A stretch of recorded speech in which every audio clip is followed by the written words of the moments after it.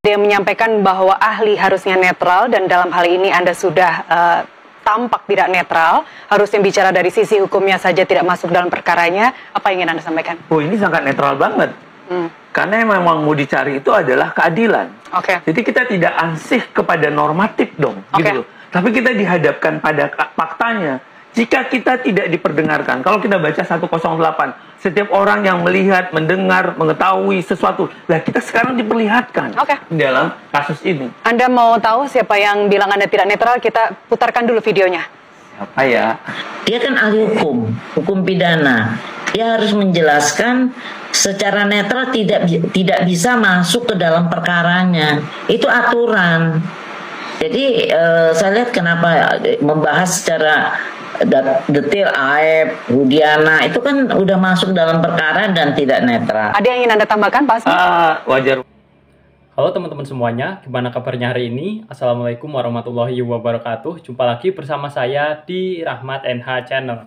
Semoga teman-teman semuanya yang menonton video ini diberikan kesehatan dan dilancarkan selalu rezekinya. Amin amin ya robbal alamin. Oke guys, seperti biasa kita akan membahas seputar video yang lagi viral dan panas, yaitu video tentang kasus Vina dan Eki. Oke, tidak usah menunggu lama, langsung saja kita menuju ke video berikut ini. Dia menyampaikan bahwa ahli harusnya netral dan dalam hal ini Anda sudah tampak tidak netral, harusnya bicara dari sisi hukumnya saja, tidak masuk dalam perkaranya. Apa yang ingin Anda sampaikan? Oh, ini sangat netral banget. Karena yang memang mau dicari itu adalah keadilan. Jadi kita tidak ansih kepada normatif dong, gitu loh. Tapi kita dihadapkan pada faktanya. Jika kita tidak diperdengarkan, kalau kita baca 108, setiap orang yang melihat, mendengar, mengetahui sesuatu, lah kita sekarang diperlihatkan. Maka ada hak hukum kita, katakanlah tidak hanya sebagai saya, warga negara saja harus speak, gitu loh. Karena ini menjalankan perintah undang-undang 108, setiap orang. Itu dituju kepada setiap orang. Melihat, mendengar, menyaksikan ada sesuatu loh. Ini kita lihat ada sesuatu yang tidak tepat dalam kasus ini. Anda mau tahu siapa yang bilang Anda tidak netral? Kita putarkan dulu videonya. Siapa ya? Dia kan ahli hukum pidana. Dia harus menjelaskan secara netral tidak bisa masuk ke dalam perkaranya. Itu aturan. Jadi saya lihat kenapa membahas secara detail Aep, Rudiana itu kan udah masuk dalam perkara dan tidak netral. Ada yang ingin Anda tambahkan, Pak Asmi? Wajar-wajar saja pandangan beliau begitu, kan ada argumentasi yang demikian. Tapi lagi-lagi itu dalam hal upaya hukum yang biasa. Tapi lihat, kasus ini adalah peninjauan kembali. Peninjauan kembali adalah upaya luar biasa. Saya mengilustrasikan, ibarat satu gedung, ada satu bangunan yang sudah di situ kokoh. Dalam hal ini gedung tadi adalah putusan yang sudah ditentukan. Hari ini ingin dilakukan rekonstruksi ulang. Berarti upaya hukum itu mulai dideteksi lagi, disisirin lagi dari bawah. Dalam hal ini pintu masuknya di penyidikan. Untuk melihat pelanggaran hukum yang tadi disampaikan tuh di titik mana. Pelanggaran hukumnya di titik pada awal penyidikan di tingkat kepolisian, terus bagaimana koreksi karena ada diferensiasi fungsional antara fungsi polisi, jaksa, dan hakim, karena itu adalah satu rangkai dalam sistem peradilan pidana.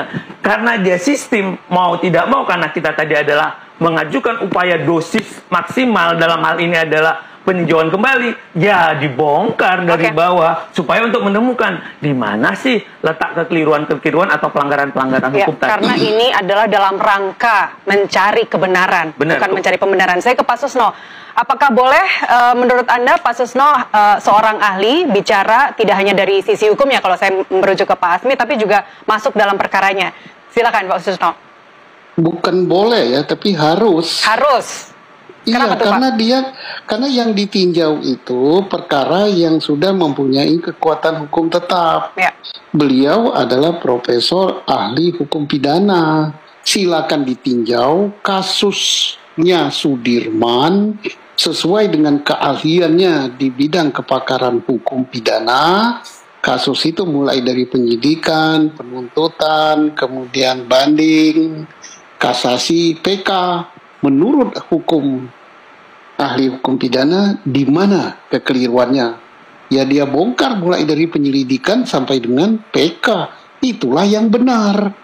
Tapi kalau dia ngalih ke kasus lain, tidak fokus pada kasus itu, ya terus itu namanya gimana ya, tidak bersaksi, tidak memberikan pandangan, tidak memberikan peninjauan sesuai keahliannya terhadap kasus yang dimintakan pendapatnya. Kan beliau kan dimintakan pendapat oleh dalam sidang peninjauan kembali kasus Sudirman. Sesuai dengan keahliannya, bagaimana pendapat Anda kasus ini? Ya dia UNCI ya, UNCI itu apa? Dia bongkar. Begini penyidikannya salah begini, ini begini. Itulah yang benar. Tapi kalau diminta kasus Sudirman, beliau meninjau berdasarkan teori ini ya nggak masuk lah, percuma dihadirkan ke sidang. Inilah yang tepat. Nah, tinggal hakim nanti menilai sependapat enggak dengan keterangannya. Dan kalau menurut saya ngikuti kebetulan pendapatnya beliau, ya sesuai semua, itulah yang jadi masalah. Baik, artinya kalau tadi kita merujuk pernyataan Bu Elsa, karena Pak Azmi ini bukan saksi fakta, harusnya tidak bicara ke masalah perkaranya. Nah, saksi fakta kan ini sudah bukan sidang tahap awal. Tahap awal ya. Yang disidangkan itu adalah perkaranya yang sudah mempunyai kekuatan hukum tetap. Jadi ditinjau mulai dari penyidikan, penuntutan, proses peradilan tingkat pertama, tingkat banding, tingkat kasasi. Menurut ahli hukum pidana, beres nggak kasus ini?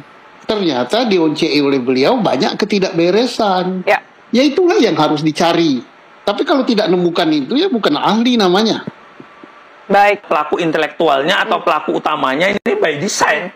Kita bongkar aja dari Pak Rudiana, udah jelas ada penyimpangan di situ. How come? Pikir logika aja. Ada 5 orang. Pak Rudiana, Pak Gugut, Pak Andi Saprudin, Pak Dodi Irwanto. Kenapa jenis motornya beda dalam keterangan yang dilihat sama Aep sama Dede? Terus dalam dakwaan jaksa kok ada keterangan motor yang tidak disebutkan? Bagaimana mungkin gitu kan? Ada yang bilang 4, ada yang bilang 6, ada yang bilang 8. Terus jenis motornya jelas detail mereknya, terus di dalam dakwaan itu berbeda. Kita jelasin dan itu dengan halaman-halaman yang pasti, gitu loh. Ini halamannya, ini halaman dakwaan, halaman sini, gitu loh. Terus Pak Rudiana misalnya tanggalnya juga itu bersalahan dalam kasus misalnya Saka Tatal dia bilang tanggal 1, di dalam kasus yang lain dia bilang tanggal 31. Lah ini kan dalam hukum berbeda banget, gitu loh. Terus tentang jam waktu kejadian berbeda semua.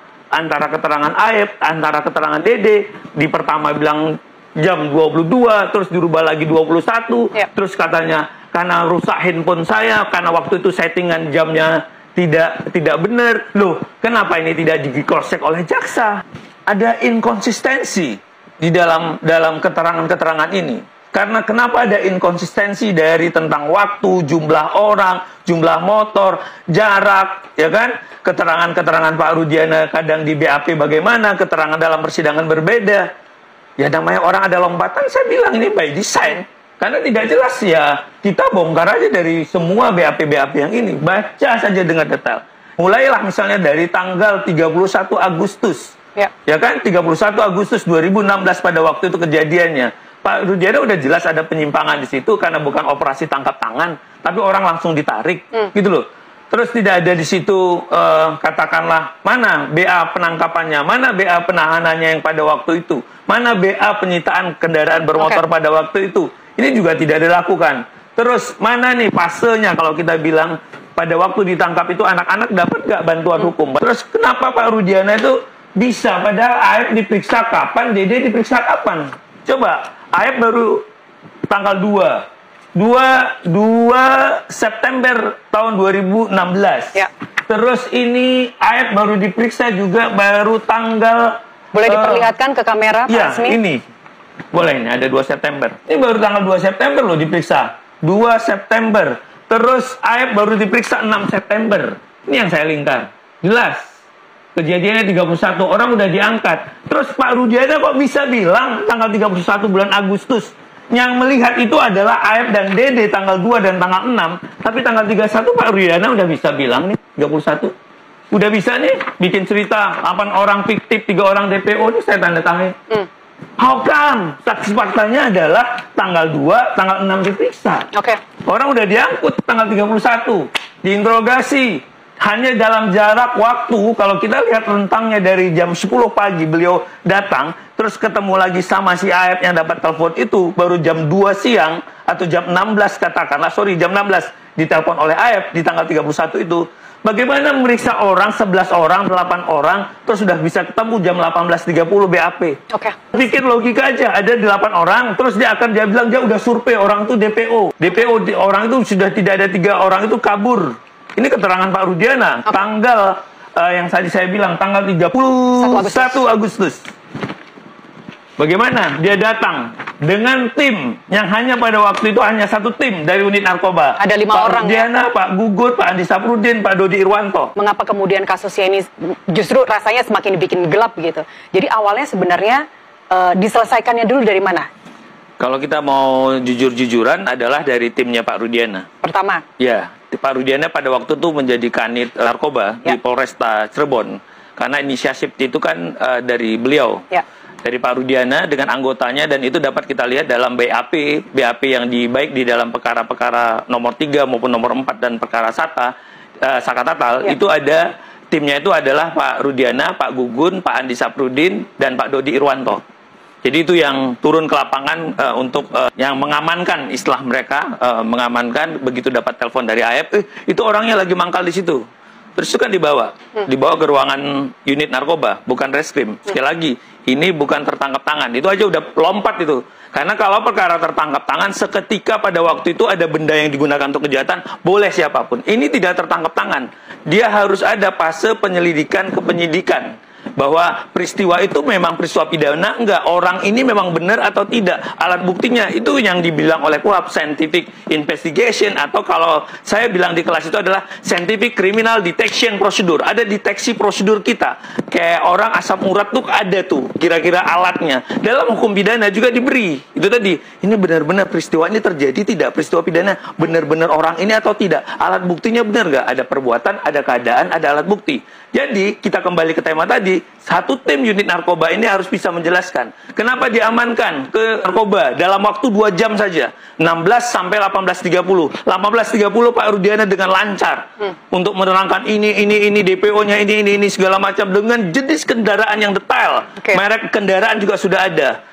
Dalam malam yang pada waktu di mana keterangan Aep dan Dede menyatakan kami juga nggak tahu persis kok tentang kendaraannya. Saya juga lupa ingat kendaraannya apa. Ada yang bilang 2, ada yang bilang 4, ada segala macam. Tapi Pak Rudiana bisa bilang sedetail-detailnya.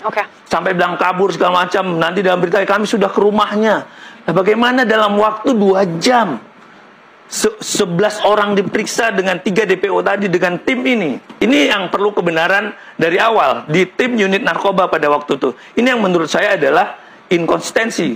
Oke guys, gimana pendapat kalian setelah menonton video barusan? Dan apabila ada pendapat, silahkan tulis di kolom komentar. Dan nantikan video selanjutnya updatean terbaru dari kami, yaitu terkait kasus Vina dan Egy. Jangan lupa tekan tombol like dan subscribe agar tidak ketinggalan video terbaru terkait kasus Vina dan Egy. Wabillahi taufiq wal hidayah. Wassalamualaikum warahmatullahi wabarakatuh.